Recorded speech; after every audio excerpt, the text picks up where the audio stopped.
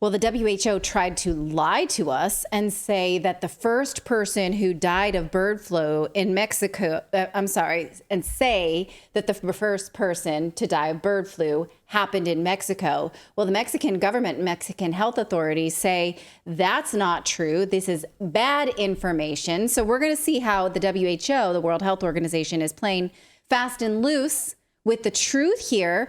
Are they maybe doing this to scare us? Maybe. That's me being cynical. Let's take a look. Here is Mexican Health Authority Jorge Alcocer last week calling out the WHO for bad form.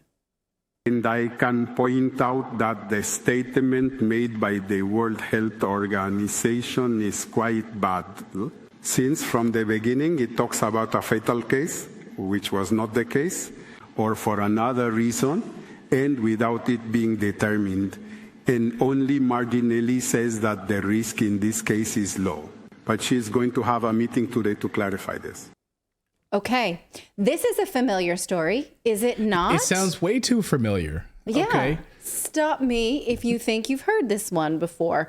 The man in question died from comorbidities, including obesity, kidney and respiratory failure. But look here at the statement that the WHO put out on June 5th saying that it was bird flu. So what they say here, now again, they want us to believe that this is a bird flu death, and they're not being clear with us about the truth. They're saying that the WHO has a confirmed fatal case of human infection with avian influenza A was detected in Mexico and hospitalized. It says this is the first laboratory confirmed human case of infection with a bird flu virus reported globally, and the first avian H5 virus infection in a person reported in Mexico.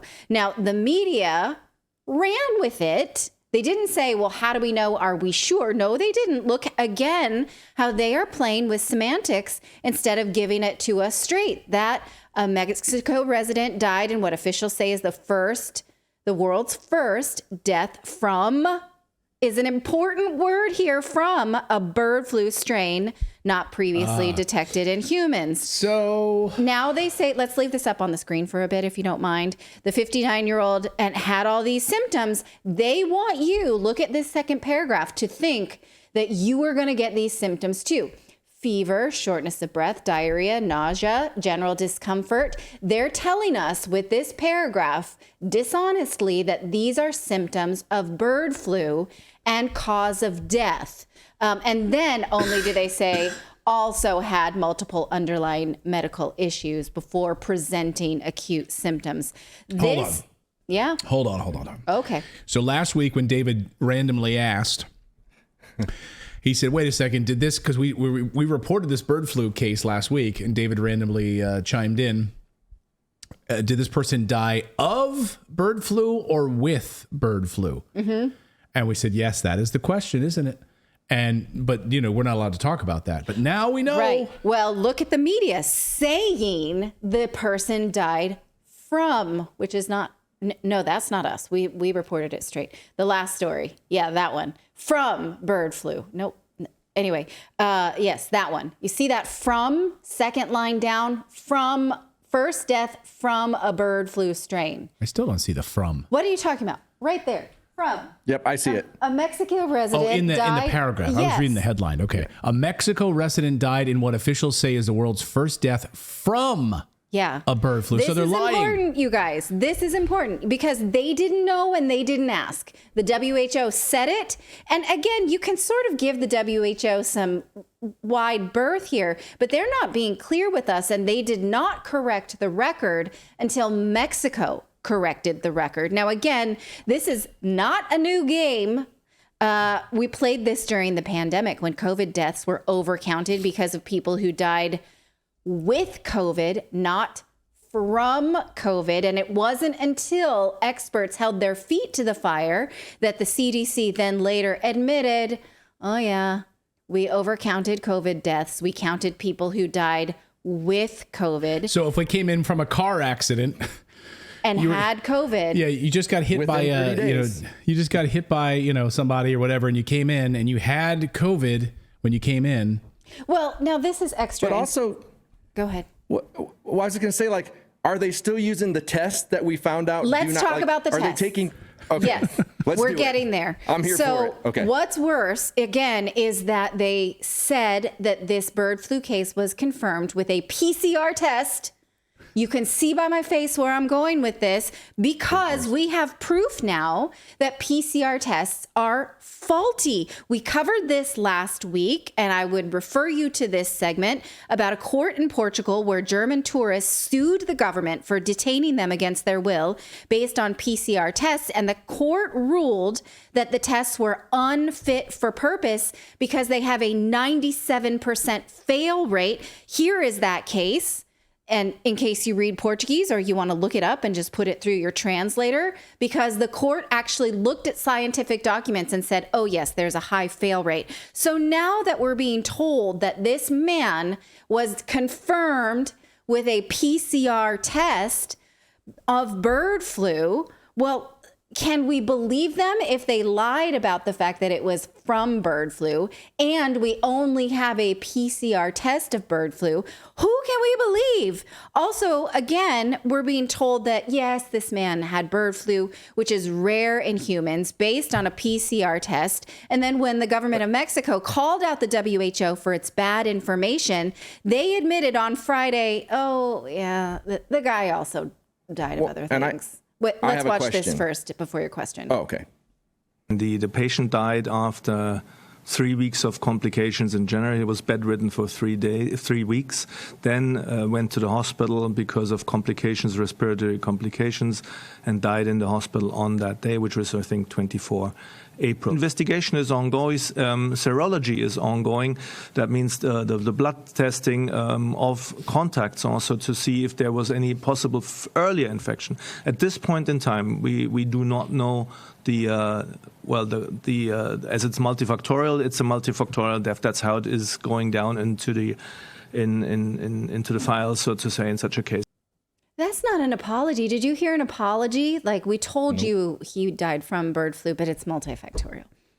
So he had kidney failure, liver failure, obesity. All of his organs. He was obese. All of his organs were failing, and he had bird flu. Well, but you remember, comorbidities like that make you more susceptible to die from the disease. From everything. Like that's something. Yeah, it's like you have those comorbidities. If you have lung issues or whatever, you're gonna more likely die from COVID or whatever. But my question is, are they doing these PCR tests on cadavers, or are they doing it when they're still alive? Like, are they taking a diagnosis that was done before they died and saying, okay, so this person tested positive for COVID 30 days when they were alive, they were killed in a car accident. We go back, we take the results from that test when they were alive. Or are they doing those on cadavers? As like what I'm getting to is, did they test this person while they were alive or after they died? I believe the test was before the death. But I'm not completely sure. So that's, I don't know. It's possible. I'm just curious because it's like, if you think about all the numbers and how they're saying that those are like 90% not accurate or whatever, just like, it's hard to fathom what the actual number is. I mean, we could be looking at where they're saying it's millions. It could have been 10. You know what I'm saying? Like it's that not out of the ordinary that it could be that low. Sure. Because every data point was inaccurate. We have no way of knowing case numbers at all. We have no way of knowing. And so, yeah, I mean, this is kind of a sad story, but I think of my father-in-law who was hospitalized during the height of the pandemic, and nobody could come in and see him because the hospital was totally locked down. And they said, well, we're going to relax some rules and let Clayton's mom come and visit him. And then I'm going to cry just thinking about it. And then he was diagnosed with COVID and she didn't come. And then he died alone a few days later. So we have no way of knowing, so she was going to visit him, that he had been alone for a month in the hospital. And then she was going to visit him. And they said, based on this test, now you can't. And she runs a company where she works with people with disabilities. So she thought, well, I can't become a carrier now, so I shouldn't even risk it.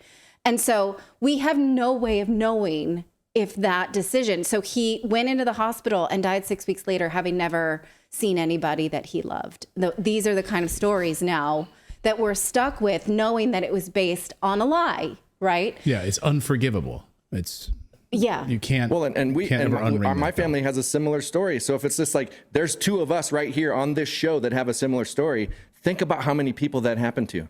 Yeah. Right. How many people watching right now live had that same exact experience? Some variation of that experience. Yeah. Let us know in the chat room right now. So, okay, now they're saying it's multifactorial. We tried to pass it off as bird flu, but Mexico called us out.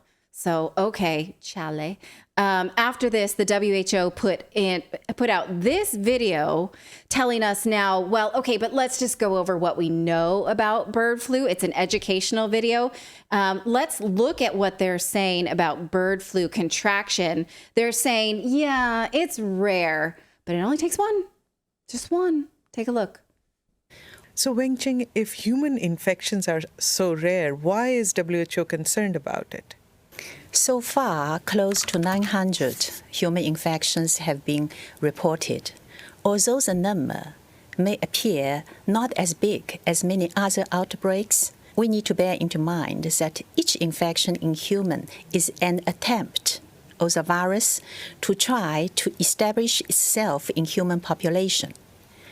Although the chances are slim so far, as long as it succeeds once, just once, it is the start of an influenza pandemic, which can be as mild as the 2009 pandemic, but equally it could be devastating like the 1918 one, also called the Spanish flu. Okay, now, bear in mind all the things that we've talked about the WHO pandemic treaty and how they want access to control all food systems.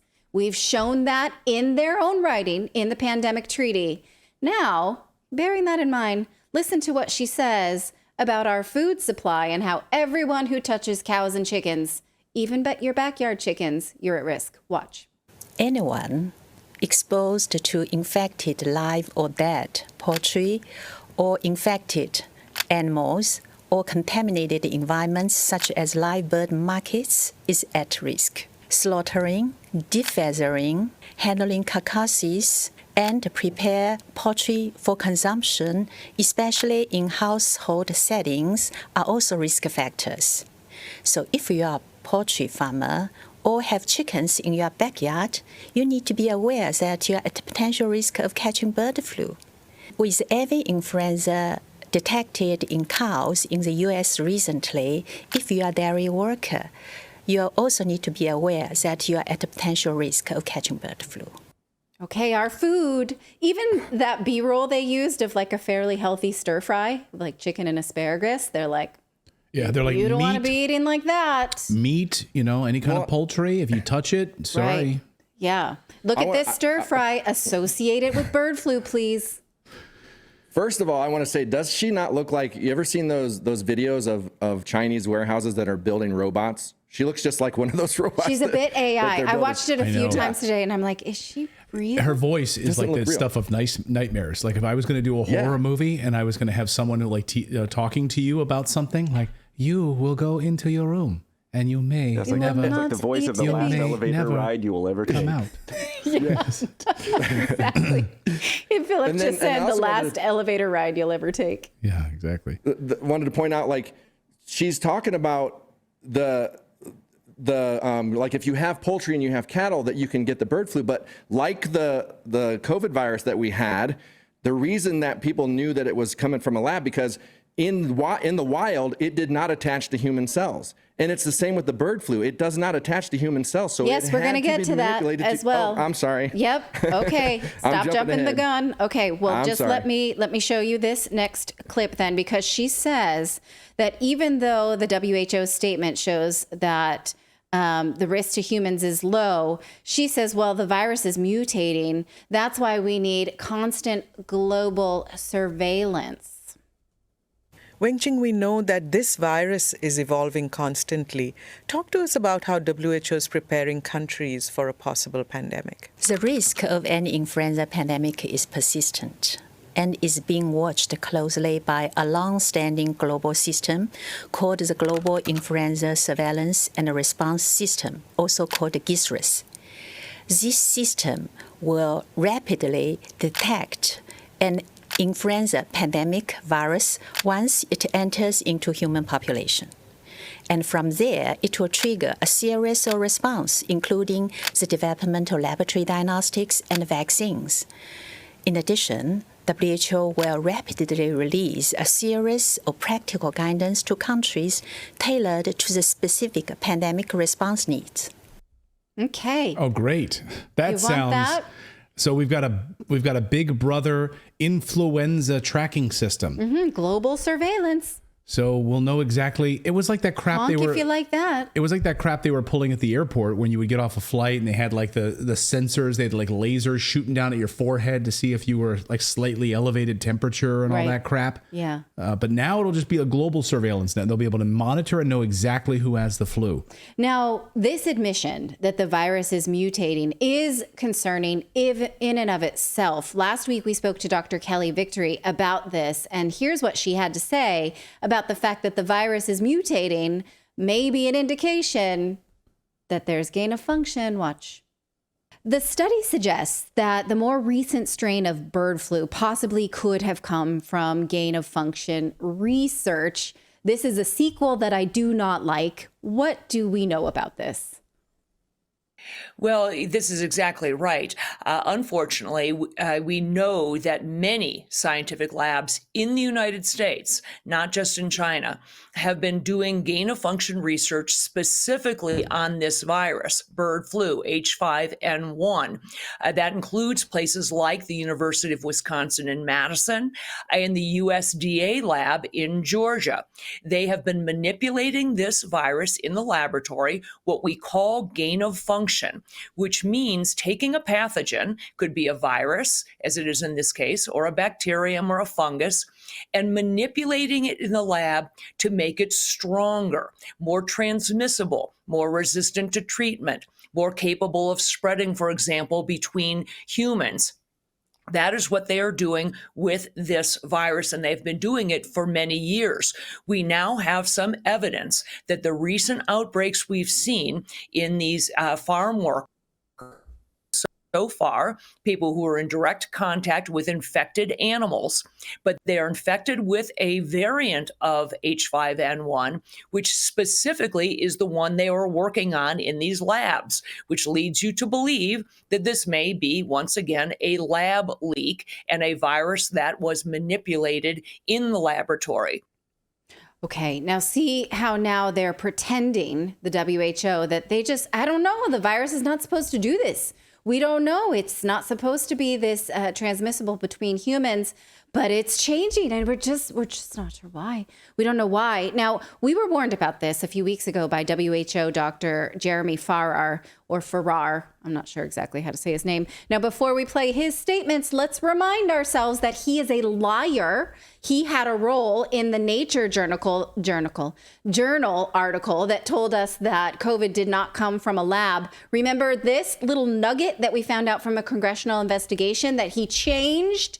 This was his email about that scientific paper that they used to manipulate us, that COVID didn't come from a lab when we know that it did.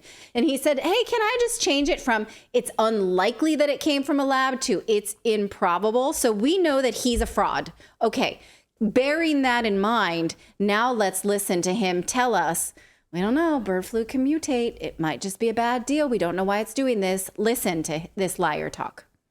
That virus now evolves and develops the ability to infect humans, and then critically the ability to go from human to human transmission. And we know that in the rare cases, I think off the top of my head, 400 or 500 cases so far of humans, the mortality rate is extraordinarily high. So to me, this is a major concern. The current outbreak, for want of a better word, in America amongst cows is really concerning as well, and also talks to this issue of transmission. We have to understand in those cow settings, sheds, how H5N1 is transmitting, because it may be evolving into transmitting in different ways. This is a huge concern, and I think we have to watch, more than watch, we have to make sure that if H5N1 did come across to humans with human-to-human transmission, that we were in a position to immediately respond with access equitably to vaccines, therapeutics, and diagnostics. Oh, vaccines, you say? Yeah, General Buck Turgeston in our chat says, I'm getting 2019 vibes. Yeah. Yeah. Okay. Now he says vaccines, right? Okay, that's just where our mind goes, to the profit of vaccines and the profitability. But Dr. Victory last week told us that we actually already have ways to treat it. We don't need vaccines. Listen to what she said about that. The good news is, and the reason that people should not be fearful of this, is that we have every reason to believe that we have safe, readily available, effective medications to treat bird flu. We have every indication, for example, that it will be easily treated by hydroxychloroquine and chloroquine, just like COVID was easily treatable with hydroxychloroquine, ivermectin, and steroids. The problem was the powers that be prohibited us from even talking about those things, let alone having ready access to them. If doctors were not impeded from treating patients who had COVID with those medications, the death toll and the suffering would have been far less. So hopefully, if bird flu should become something to be concerned about, if it should begin to be transmitted between human beings and between people who are not in direct contact with infected animals, then hopefully we will be allowed to use the medications that we should be able to use, like hydroxychloroquine. If instead they shut those things down in order to foist their mRNA vaccine, quote unquote, agenda on us, then it's going to be up to people to push back and say, no, we fell for that the last time and we're not falling for it again. Okay. So we can know this now, that we have treatment for bird flu, and your health matters. The stronger you are against it.